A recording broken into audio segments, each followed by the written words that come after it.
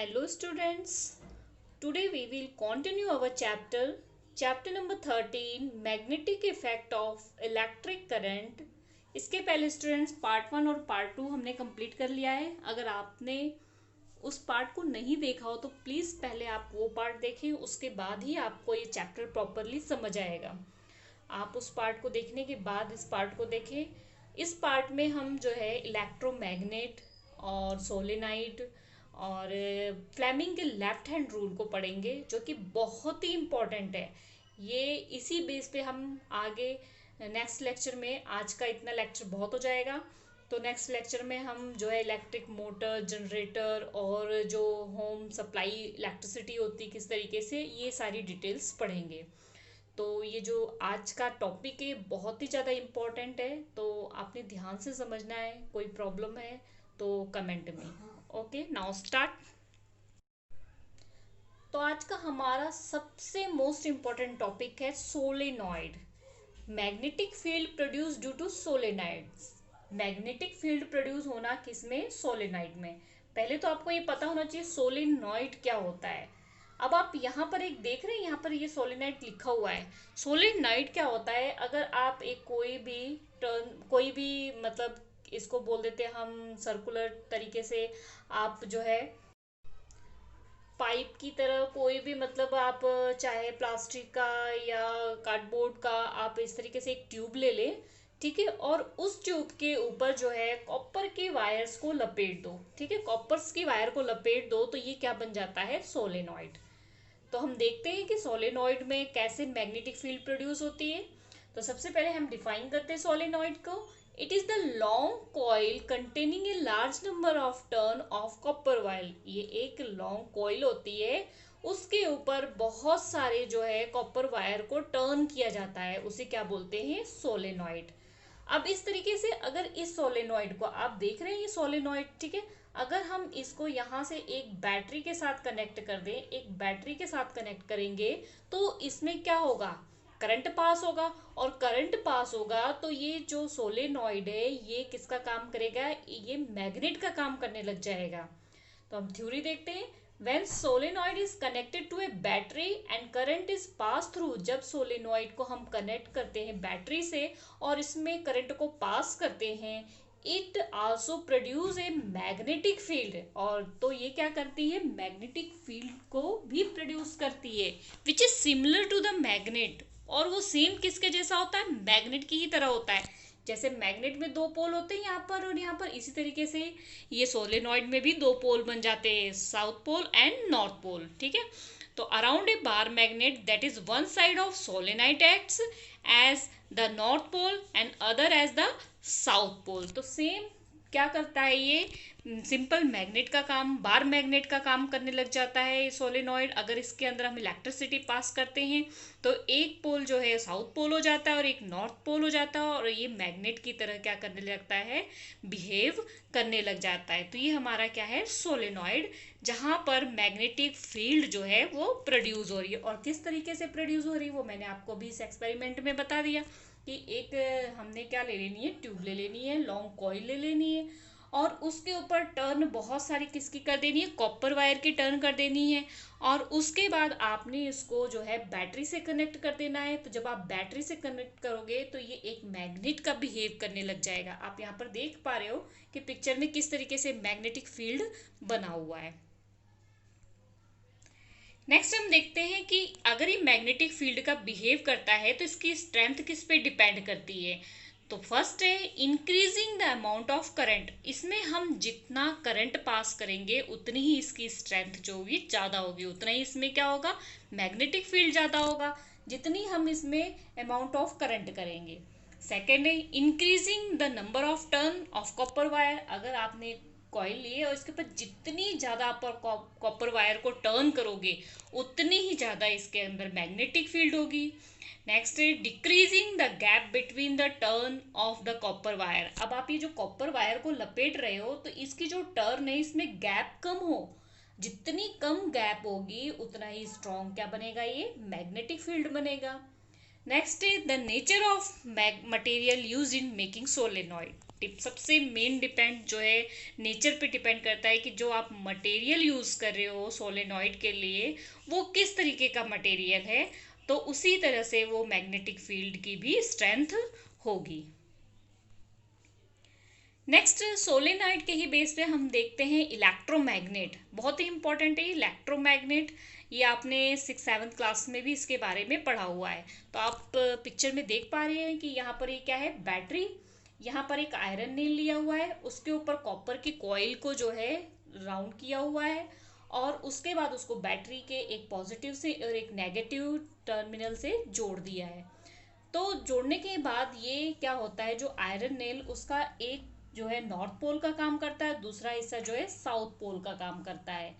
ठीक है, तो इस तरीके से ये एक हम क्या बना लेते हैं, इलेक्ट्रोमैग्नेट। अब हम इसकी देख लेते हैं डेफिनेशंस क्या होती है electromagnet. It is a substance which start behaviour as a magnet when a current is passing through it, but as the current is switch off magnetism is lost।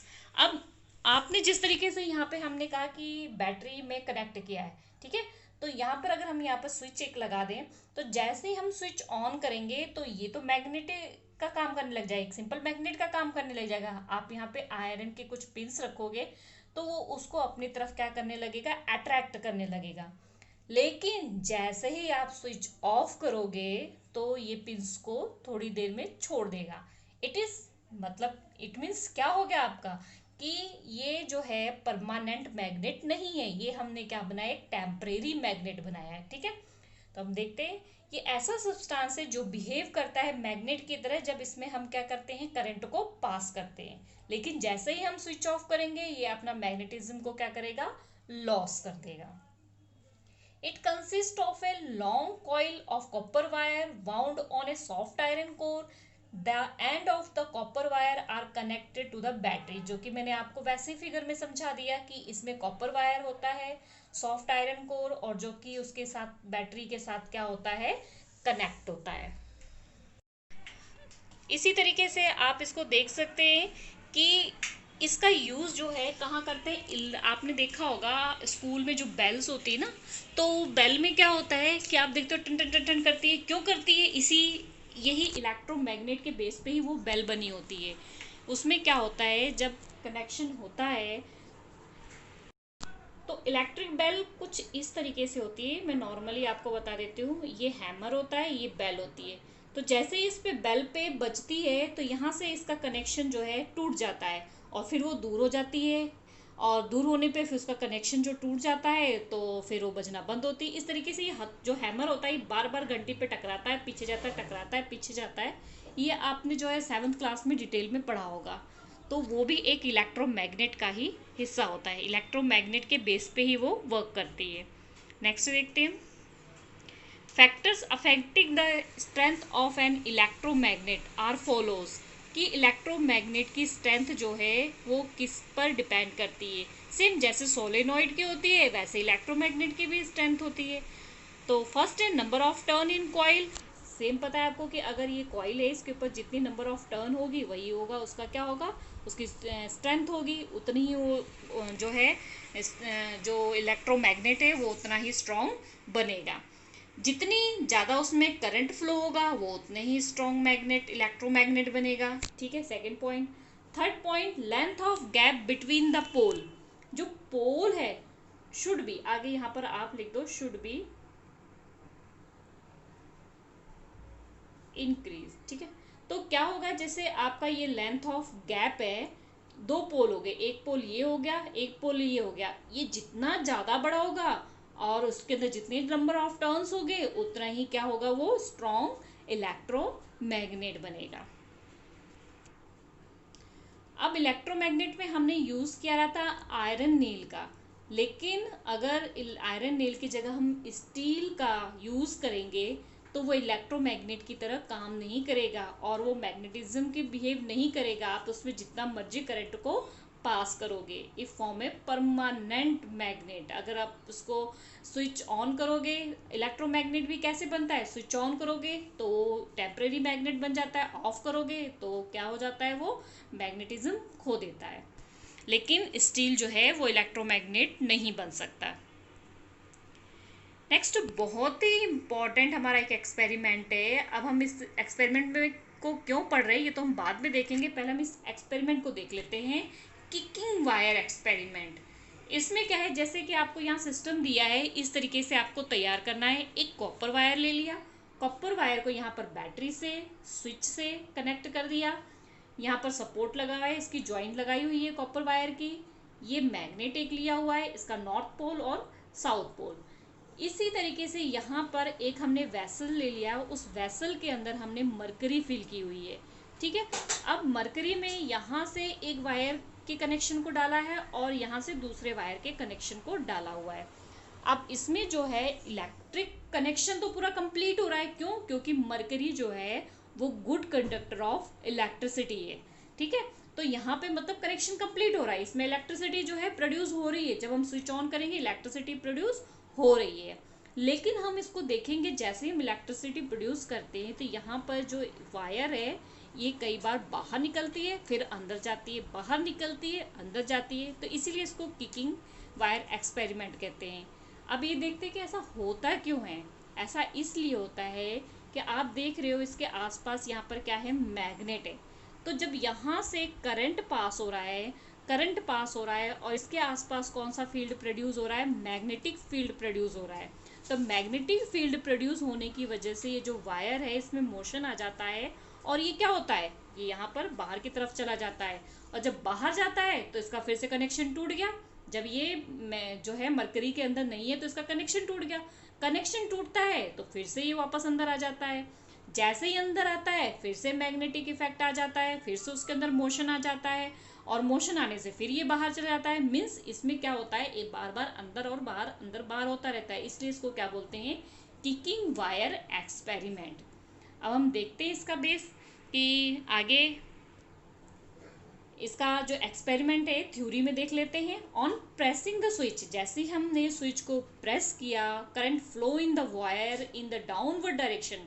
Current कहाँ फ्लो हुआ था, downward direction में flow हुआ था। ठीक है, between the two pole of magnet, यहाँ पर दो पोल भी थे मैग्नेट के। ठीक है, because force act on it and wire get displaced from its original position. तो हमने क्या देखा था, क्योंकि उसमें मैग्नेटिक फील्ड प्रोड्यूस हो गया था जिसकी वजह से फोर्स लगा था, इस वजह से उसमें मोशन आ गया था और वायर क्या हो गई थी, डिस्प्लेस्ड हो गई थी। As it get displaced the current breaking and the flow of the current stop, due to the which no force act on the wire, it is return to the original position. ठीक है, जब यहाँ से ये बाहर को चला गया वायर तो वहाँ पे कोई फोर्स नहीं लगा, कोई इलेक्ट्रिक करंट, कोई भी करंट नहीं था, तो जिसकी वजह से वो वापस से अपनी पोजीशन पे आ जाता है ओरिजिनल। फिर अगेन क्या होता है, सर्किट गेट कंप्लीट हो जाता है, सर्किट कंप्लीट हुआ, फिर से फोर्स लगा और फिर से फोर्स लगा तो वायर फिर से क्या हुई, डिस्प्लेस्ड हुई और वो फिर से बाहर चली गई। This how it is goes on repeating. ये बार बार कैसे ये रिपीट कर रही थी इसके बारे में मैंने आपको बता ही दिया। क्योंकि क्या था उसमें, वहाँ पे मैग्नेट था और मैग्नेटिक फील्ड हो रहा था, मैग्नेटिक फील्ड से उस पर फोर्स लग रहा था, फोर्स की वजह से उसमें क्या आ रहा था, मोशन आ रहा था। तो नेक्स्ट इसके ऊपर देखते हैं, ये हमारा है फ्लेमिंग लेफ्ट हैंड रूल। बहुत ही इंपॉर्टेंट रूल है ये, कई बार एग्जाम में आपसे पूछा जाता है। कई बार फिगर बना हुआ आता है, आपको बताना होता है कि ये कौन सा रूल है, या फिर कई बार लिखने को आ जाता है कि right the Fleming left hand rule. तो लेफ्ट हैंड रूल क्या है, जैसे आप हैंड को अपने देख रहे हो, उस तीन फिंगर है आपकी, तीन है, थंब है और मिडिल फिंगर है और फोर फिंगर है, इनको इस तरीके से स्ट्रेच करना है कि सारे एक दूसरे के परपेंडिकुलर हो। अगर सारे एक दूसरे के परपेंडिकुलर होंगे तो जो थंब होगा हमारा वो मोशन की डायरेक्शन शो करेगा, जो मिडल फिंगर है, सॉरी जो फोर फिंगर है वो फील्ड, और जो मिडल फिंगर है वो किसकी डायरेक्शन, करंट की डायरेक्शन को शो करेगी। अगर आप इस तरीके से अपने हैंड को जो है, इसकी फिंगर्स को जो है स्ट्रेच करोगे। तो अब इसकी थ्योरी देख लेते हैं। स्ट्रेच योर फोर फिंगर, जब आप अपने फोर फिंगर को स्ट्रेच करोगे, centre finger and thumb manually perpendicular, ये सारी एक दूसरे से परपेंडिकुलर होनी चाहिए, मीन्स 90 डिग्री का एंगल बनाना चाहिए टू ईच अदर, एक दूसरे से, such that the four finger point in the direction of the magnetic field. तो आपको पता है कि जो फोर फिंगर है वो किसकी डायरेक्शन बताएगी, मैग्नेटिक फील्ड की डायरेक्शन बताएगी। And the centre finger is the indicate the direction of the current, और सेंटर फिंगर जो है वो किसकी डायरेक्शन बताएगी, करंट की डायरेक्शन। और जो थंब है वो किसकी डायरेक्शन बताएगा, मोशन की। तो थंब जो है वो किसका डायरेक्शन बताएगा, मोशन की। सेम आप सिंपली डायग्राम में भी देख सकते हो कि इस डायग्राम में ये फोर्स हो गया आपका, ठीक है, ये आपका करंट हो गया, ठीक है, और ये आपका क्या हो गया, मैग्नेटिक फील्ड। आई होप आपको ये टॉपिक अच्छे से समझ में आया होगा। इसमें kicking experiment, Fleming left hand rule, solenoid और इलेक्ट्रिक मैग्नेट और स्ट्रेंथ ऑफ इलेक्ट्रिक मैग्नेट बहुत ही इंपॉर्टेंट टॉपिक है। इससे रिलेटेड आपको क्वेश्चन एग्जाम में जरूर पूछा जाता है। अब फ्लेमिंग लेफ्ट हैंड रूल का यूज़ करके हम आगे जनरेटर, मोटर और right hand rule next lecture में पढ़ेंगे। आई होप आपको ये अच्छी तरीके से समझ आ गया हो। तो प्लीज़ लाइक, सब्सक्राइब और शेयर करना मत भूलना।